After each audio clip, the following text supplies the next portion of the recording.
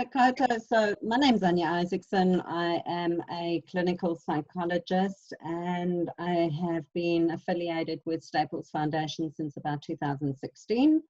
So in that time, my activity or the support that I offer is more to try and help people who are struggling to navigate themselves, because this is what I do for a profession. So I've been a clinical psychologist for about 17 years in New Zealand. I've had previous lives in different careers, but for 17 years, and I've worked mostly within the correctional criminal justice areas. So in terms of transition, and I work a lot with people who are experiencing trauma, both in the police and people who've been victims of assault.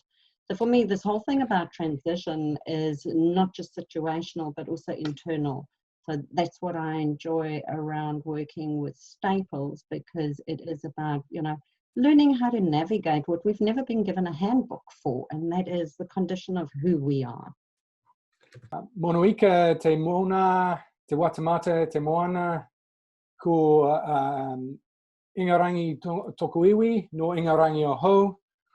Called Sam Farmer Tokuingawa. So what I'm basically saying there is I'm yet another Brit based on the shore, I live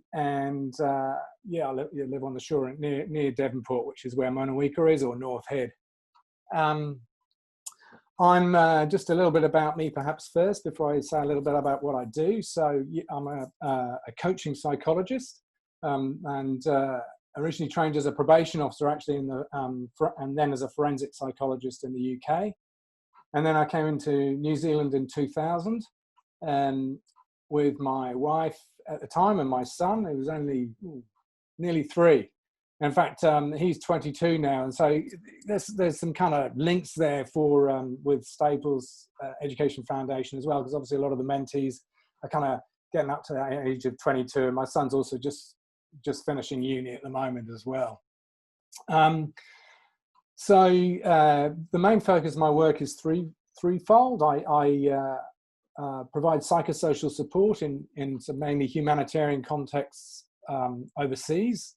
So I've worked to kind of drop into places like Afghanistan or Haiti or South Sudan or Iraq, and provide psychosocial support, or sort of kind of support to kind of maintain people's psychological fitness while they're working in the field. They're very resilient people. They just need a little bit of a reminder about how to keep a balanced lifestyle. So those mentees or students at uni know all about the importance of keeping a balanced lifestyle. And also obviously worked in Christchurch during the earthquake too. Another part of what I do is I'm a leadership coach. And I work with charities or leaders of charities and commercial organizations to help them to creating and engage effectively with change, both for themselves and their teams. And the other thing I do, which is particularly perhaps of relevance to Staples Education Foundation, is I provide professional supervision, which is what I'm going to be talking about in just a minute. So I provide that for individuals and groups of professionals.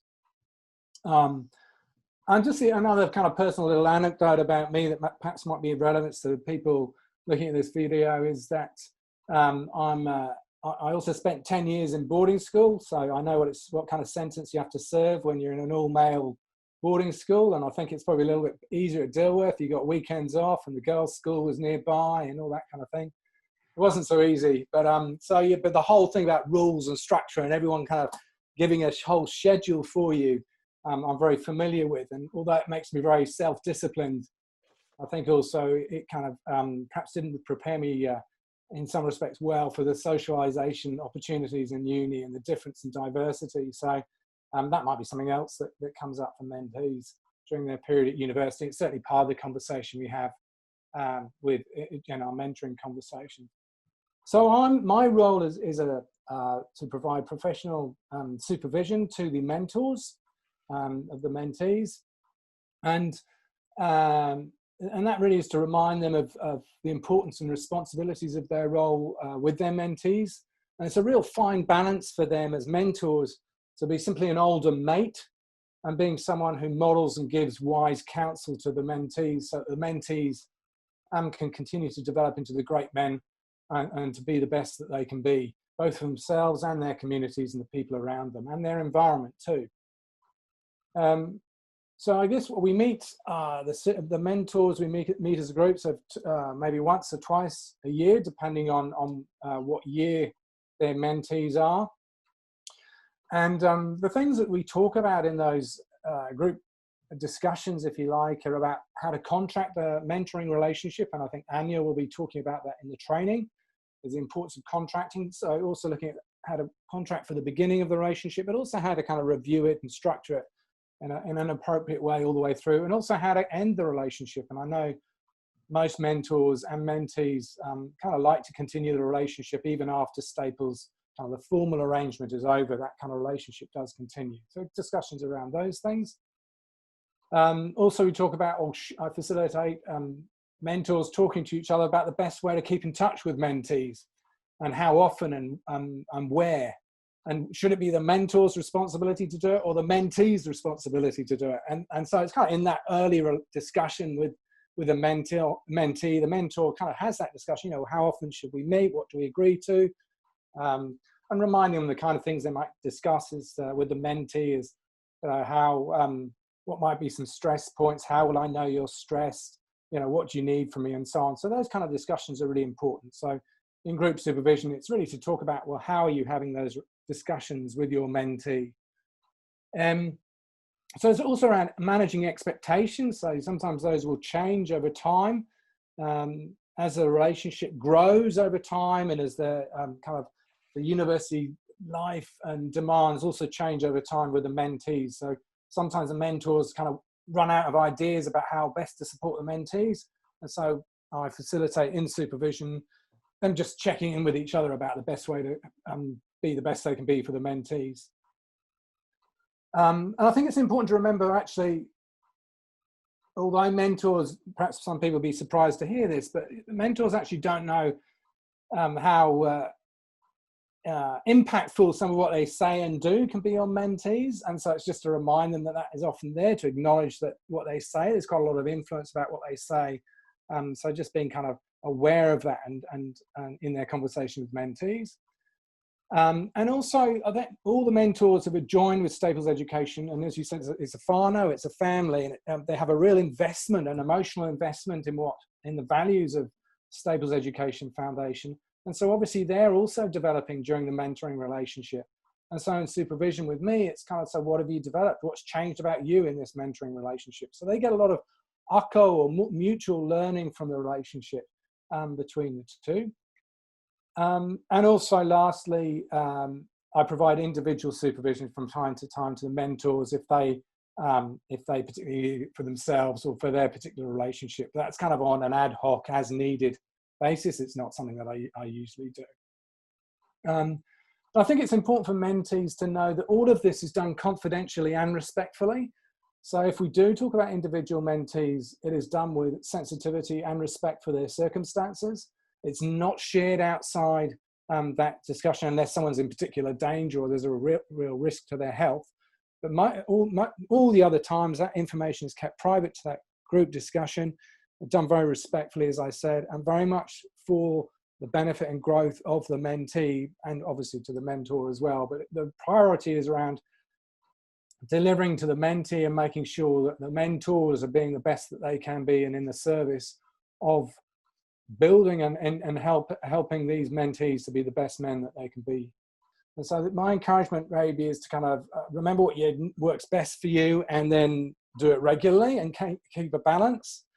And there's a really useful mnemonic that I'm going to refer to that may help people to do that. And the mnemonic comes from a guy called Phil Hammond in the UK, a doctor in the UK, who was working at the New Economic Foundation. But anyway, there are 5 tips for well-being, and they're similar to those that are in the New Zealand Mental Health Foundations as well. And it's called clangers. So I'm sure people remember this. Clanger as in a bell. So the first one is to connect. So it's, make use of your friends, connect with friends and family. So identify and it's not about waiting until things get bad. This is also about doing these things to keep yourself mentally fit. So connect with people who are important to you, who you value. And of course, in this case, connect with your mentor on a regular basis. So that's an important thing. That's your C. Your L is to learn. Obviously, you're doing heaps of that at uni, but maybe also look at other perhaps informal things you can do to learn. There may be clubs you can join at uni, or I don't know, something on Netflix or Facebook, but something that informs you to kind of learn a little bit outside your comfort zone, perhaps, and just to learn something different, maybe a language, bit of the real, or something else. So learn something different. Keep active. And I think this is really important. What some mentors have noticed about their mentees is that they do sometimes over focus on their academic work. And so I guess the lesson here is there's other things you can do, whether it's table tennis, squash, going for walks, getting fresh air. Get out there and enjoy physical activity. The other one is to notice. And those of you for those people like a bit of meditation, it doesn't have to be formal. It can be just simply noticing the world around you, the leaves on the trees, the people around you, the environment you're in, whatever it is, but to kind of get yourself out of your own thoughts sometimes, so you can see that, put yourself in perspective by noticing what's around you. And another one is give back, and this fits in with Staples Education Foundation of giving back to the community anyway. And I think the mentees have a real good idea about giving back. So it is just reminding you, giving back in the smallest way. It may be lend someone one of your books, help someone out with their homework, go and give your long lost uncle a phone call or something like that. But so giving back is kind of thinking about someone else and giving them of your time. It could be money, but more about your time or something. So that's about giving back. And then the E from Klanger is to eat. So, I mean, obviously you're eating, but kind of eat well, keep an eye on your diet and your alcohol intake. There may be some experimentation, all sorts going on. So just be really careful what you put in your body. And those toxic substances, it's just being really careful what you put in your body, the impact on it. And, it could be sugar or anything. So just being careful how you eat and eating those things that keep you fit and well. Relax. That's really important. Again, this is something else that mentors talk about in supervision, is sometimes the mentees don't relax. They put too much into their work and not enough time to relax. So you are allowed to relax. Give yourself that permission to relax, take time out, do little, listen to music, whatever makes you relax. And of course, the S of Klangers, which we haven't talked about yet, is sleep. Try and keep a regular sleep routine. And if you're kind of working long hours or partying long hours, keep a balance, catch up on that. Otherwise you accumulate what they call sleep debt. And so it's kind of keep your sleep in balance, keep a regular sleep time if you can.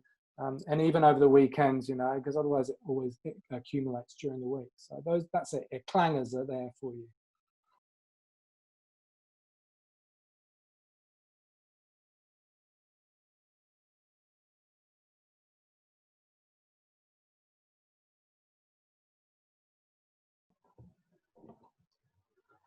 So hello all. Hope you've all been keeping well and safe in these unusual times.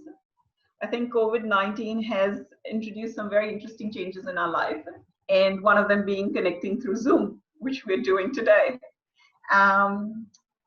So a brief introduction about me. My name is Munira Haidermota. I have finished my clinical psychology training in India, and I lived in the Middle East after finishing my training for about 9 years before I moved to New Zealand in 2001. I came here with my family of my husband and 2 boys. They're both university students. So pretty similar to yourselves, so trying to navigate through life's goals and finding their passions and interests and career pathways. After moving to New Zealand, I trained further as a neuropsychologist. And so I'm currently registered with the Psychologist Board as both a clinical psychologist and a neuropsychologist. As a clinical psychologist, my role is equipping people to deal with life's demands, finding their hidden potential and working towards honing their strengths. My expertise, I believe, lies in helping people gain a better understanding of themselves. And through this journey, my prime focus has always been to provide people practical tools that not only teach them strategies that help them with their current situation, but also help them in reaching effective ways of moving forward. I believe everybody benefits from reaching out, and so I would recommend that all of you use this platform and get a better understanding of yourself. I have been part of the Staples family for over a year now, and through this experience, I've had the opportunity to support 3 young mentors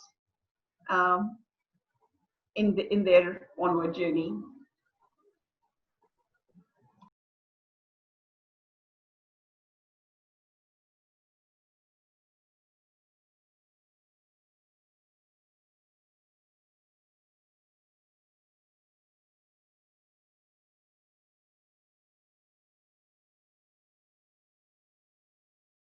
Just one barrier being both internal and external was definitely just the social life of stuff at uni. Is just every week being a student, there's always something on, whether it be a birthday, a party, or something like that, or just an event or a function, and also just looking at it and prioritizing what's going on in your life with keeping uni in mind on top of that.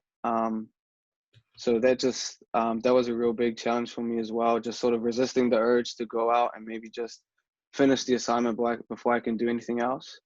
And with that, and even just helping me to be a bit more successful, it's just also a yearly calendar, or even just a daily journal where you can just write down what you need to get done during the day before you can do anything else. And for me, it's definitely been a help to have that yearly calendar where I can just write stuff down, assignments and quizzes, and also just keeping in mind holidays as well, to also have some time off.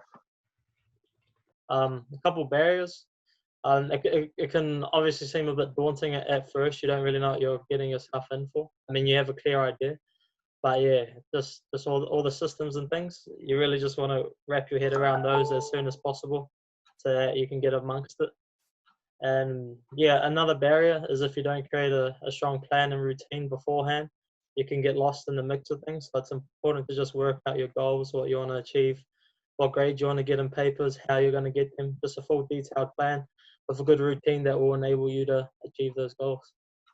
I'd say along with the balance thing, in the first year I was in the university halls, and that did hinder me, because when you come straight from Dilworth, when you've had timetable that strictly told you when to be where and what you're doing, and then you get given a whole lot of freedom, and then so you don't know what to do with it.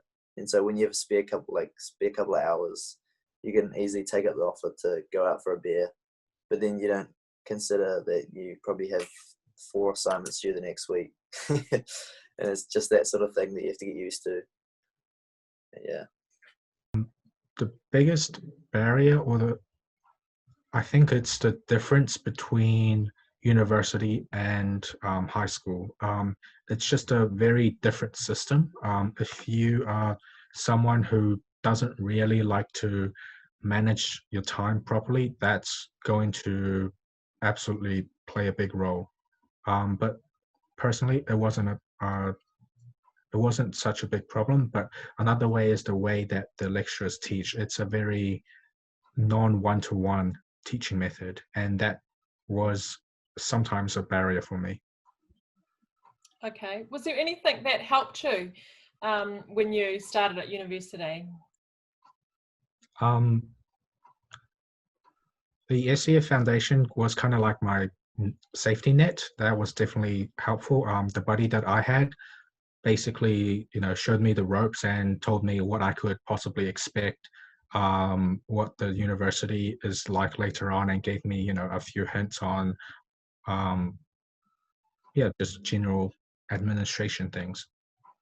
Okay, thank you. And what have you learned about yourself on your journey that you probably didn't know beforehand? I learned that I can adapt pretty quickly. I suppose that's one thing, because of the huge differences between high school and university, that, I can adapt pretty quickly. I think one thing that I realized quite quickly was learning that pushing yourself 24/7 is not actually the right answer to getting your work done, getting it done well. in my first year I spent a lot of my time just studying and not really taking care of myself or even thinking about my social life. And honestly, like, social life is a huge part of university, and I think you have to realize that you have to balance those. And even the idea of doing well, a lot of the time at university you actually have to rely on others to help you and talk to them and bounce your ideas off of them. So if you're not able to keep those social interactions up, or if you're not able to understand that and push yourself all the time just by yourself, it's not really going to work. So yeah, you have to learn that quite fast. The first thing I think what I want to do is just acknowledge every single one of you and, you know, celebrate in your achievement. I mean, wow, to be able to enter university is not something that everybody can do, and it's also not something that everybody either has the opportunity or who, you know, sort of wants to do. So congratulating every single one of you. Then, number two, if you're in your first year, take it easy, take it slow, because you don't know what you don't know. If you progress a little bit further, you know, you might now have a bit of wisdom of wanting to go back and undo, because this is what we do in life. You know, tomorrow we will know more than what we knew today. And, you know, yesterday is gone. We don't get a redo and we don't get an undo. So learn from the ones who have gone before, but be gentle with yourself. I think in terms of being a clinical psychologist, the thing that I enjoy in my work is about trying to help people understand what we don't get the handbook for. And it is about how we are as human beings. So we are, you know, evolved from the caveman. And if you think about how we are in terms of, you know, having to face different challenges, whether it's the beast who's going to eat us or the tsunami that's coming or the tornado, we're negatively biased. The reason why I want to focus on that is because when you're going into an area that you're not familiar with, your brain tends to become a glue for things that have a negative outcome. We will always outweigh what has a negative outcome, and we're like Teflon in terms of what might have positive outcomes. So you've got to be careful about the three brain structures that you have. The one that's actually most effective and we tend to ignore is our primitive brain structure. So this is our amygdala. It is incredibly efficient. It manages everything without us having to think about it. Our breathing, our blood flow, our heartbeat, all of this is, again, designed for survival. So unfortunately, every now and again gets a bit confused, and it picks up stress because the thinking brain is telling it that there's some danger. But the thinking brain is oftentimes, you know, creating a lot of bullshit. It makes up stuff. We see things and it attaches to past memories that might become confused. So we've got to make sure that we are soothing our primitive brain structure, which is our amygdala, our limbic brain structure, which is like the roller coaster. It brings the joy and the feeling of life. So these are our emotions. You know, we can't force ourselves to feel one way or the other.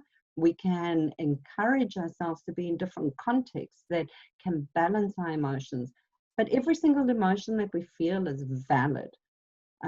Sometimes in my practice, what I find is that it's not the original emotion that's causing the person distress, but it's the shitstorm that comes after it. So I might be anxious because I have an exam coming up, but then I am anxious because I'm anxious, and then I'm angry because I'm anxious, and then I'm just in this big fog which clouds my conscious little space of awareness, and I can't concentrate, and then my brain goes on a fritz, and I feel that I'm losing. I feel I've already convinced myself that I'm going to fail. So the way to now try and understand how to navigate this is keep your bodies nurtured. Keep your bodies, have plenty of rest, especially when you're self-doubting. Focus where your breathing is at. Our stress breathing is a threat response.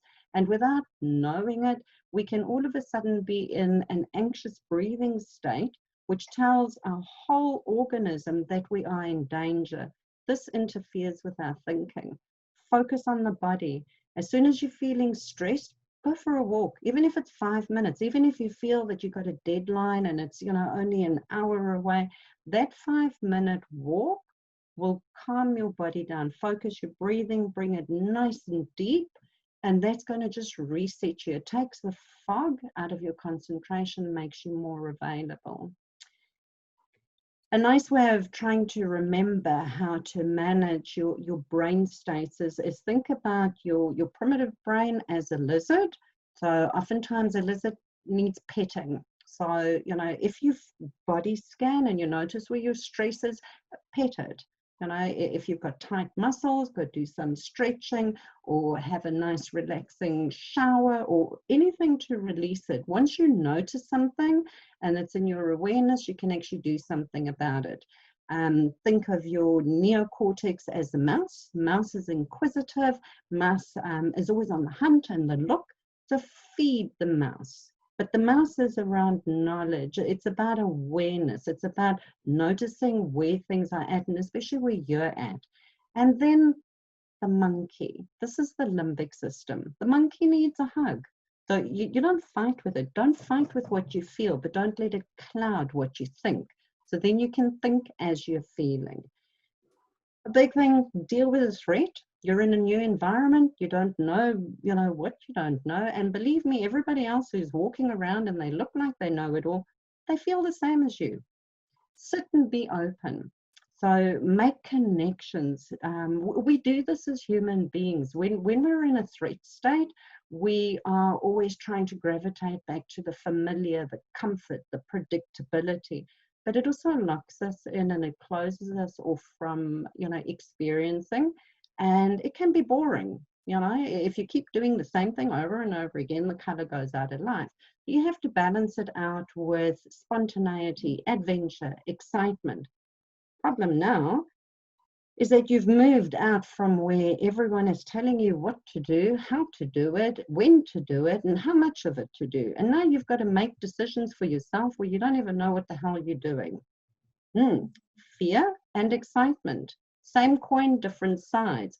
Balance it out. So sometimes if you don't know, don't have an expectation there's something wrong with you. Ask somebody. There's always somebody who might know. Share it with somebody. You know, if you're sitting in a lecture hall, get out of your phone, open yourself, smile at people. Even a simple hi opens up a communication. And then don't be afraid to not know. Don't be embarrassed to say, oh my God, I don't even know what the hell this course is about. 10 times out of 1, the next person will also feel the same. Sharing, I think, as human beings, this is something, it's almost like a paradox. So we share things because we're social beings. We look for belonging and we look for connection and we look for sameness. There is no normal. All of you might be going through the same situation or experience, but every single one of you will do it in your own unique way. Your unique way is your way. There's no right and there's no wrong.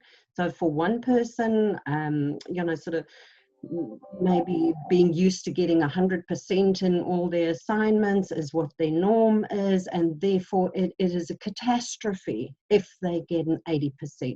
You know, 80% is still damn good. Keep your expectations realistic. You know, the rules of the game are totally different to what they were at school. And this is more, the balance at the moment, I think, is not just academics. You've got the academics because otherwise you wouldn't be doing the university study.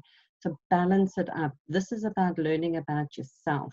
This is about learning how to actually navigate for the rest of your life. This is a bigger life lesson and it's a lot more scary. And the skills that we need to do that, we haven't been taught. We need to discover them. The only way we can discover, don't be embarrassed to ask for help. Don't take yourself too seriously. Don't be scared to make a mistake. You know, there is absolutely no failure in making a mistake. The only failure is not learning from it. And the only failure is, you know, sort of not getting up.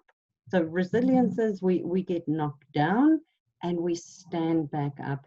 If you have a look across the world, the most successful businessmen have had multiple failures. And so it's not failure that needs to be the threat or to be feared. What you need to fear is that you lose the meaning, the gratitude, the purpose. This is what makes a full life. And oftentimes you get to my age, and then you actually realize, actually don't sweat the small stuff. If you think about worry or stress, try and think of it like a drop of ink in a bucket of water. At the minute, when it falls in, it seems as though everything is clouded, and it feels as though, it's doom, and there's a storm that builds up, and it grips you in your whole organism, in your emotions, in your physical being, and in your thinking. You overthink the negative, you overthink the failure. It's in a bucket of water, it dissipates over time. So an important thing, journal, write down good positive experiences so you can reflect back on them. Take photographs. We always talk about living in the moment. Actually, we can't live in the moment because we're always bringing this massive library with us, and the library is full of everything from horror stories to Harry Potter to history and geography and the works, but it always comes with us. So living in the moment is actually having those photographs. There's nostalgia in it, but also when you look at it, you're sensorily immersed in it. Your brain is quite efficient to very quickly connect with that and then remember how you felt, how you were, who you were with from a very sensory point of view.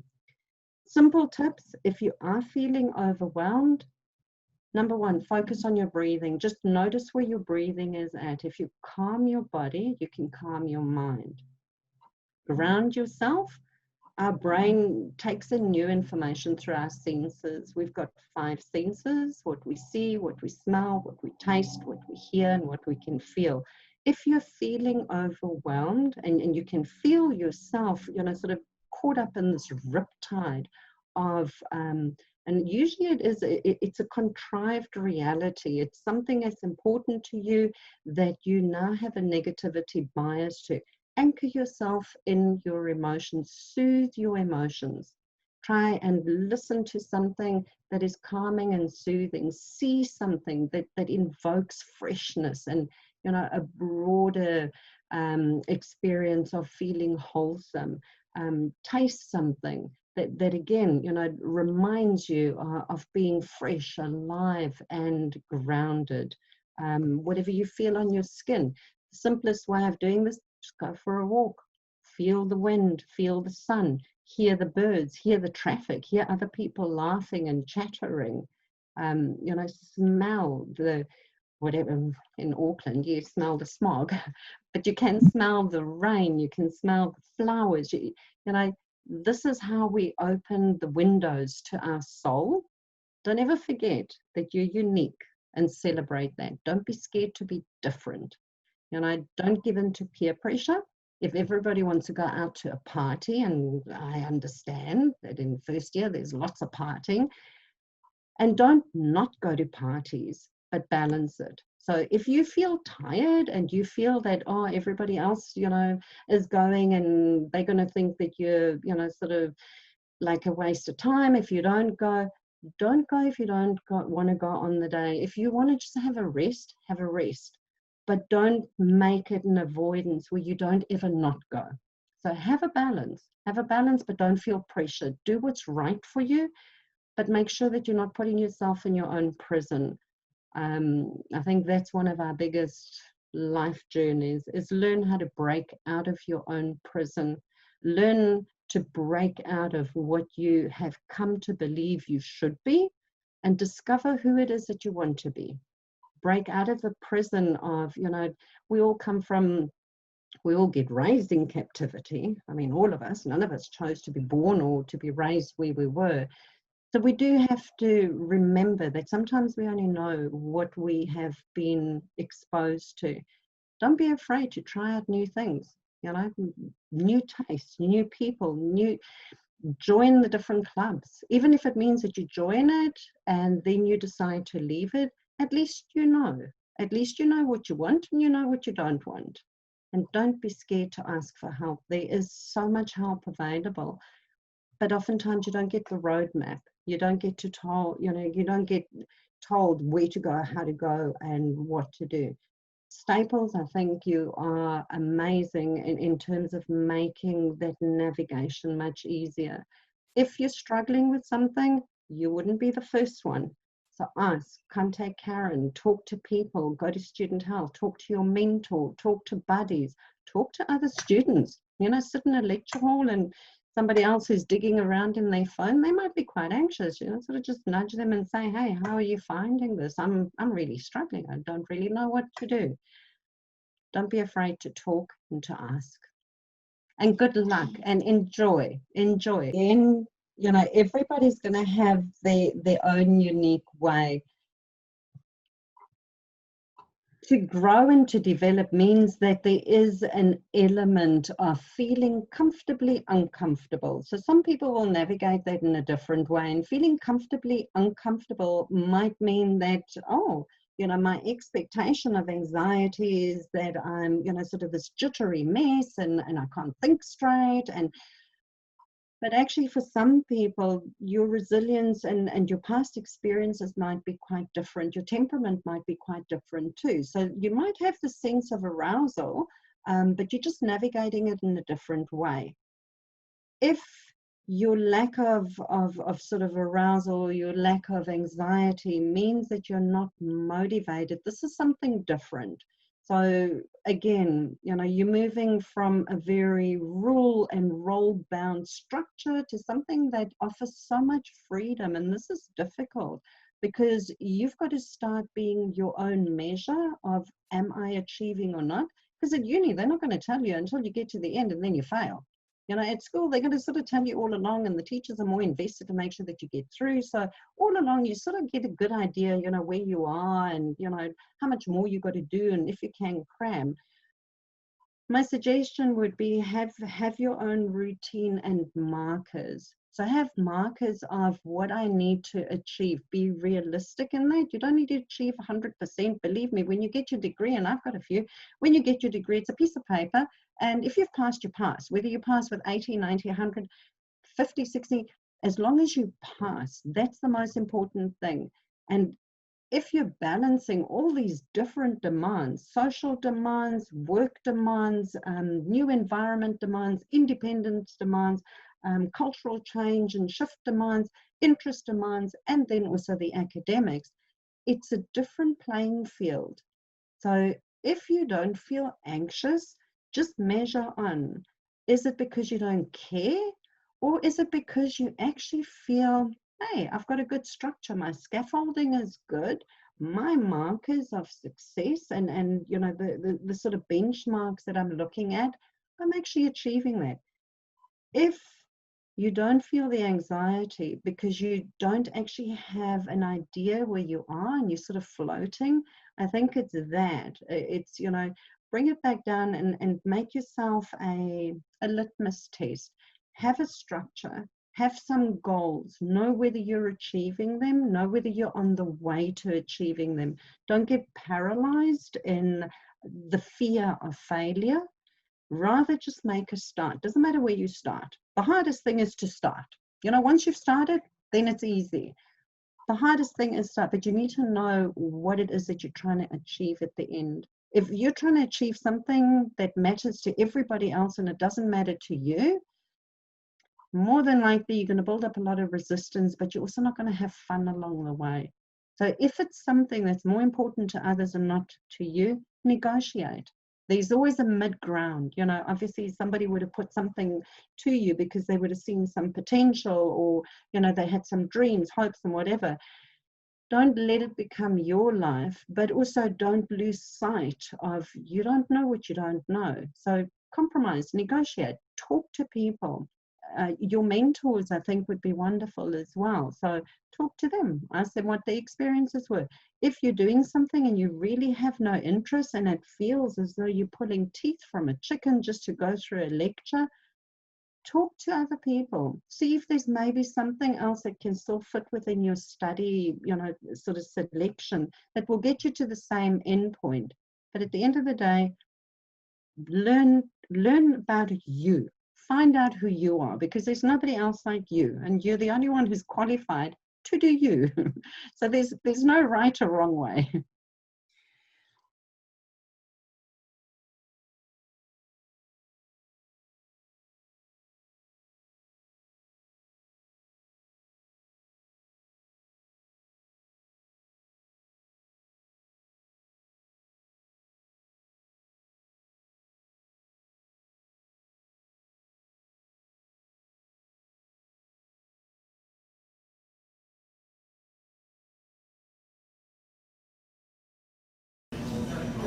guess I had to kind of get comfortable with riding the highs and the lows of the year, and that I think sort of going into the first year, I didn't necessarily know,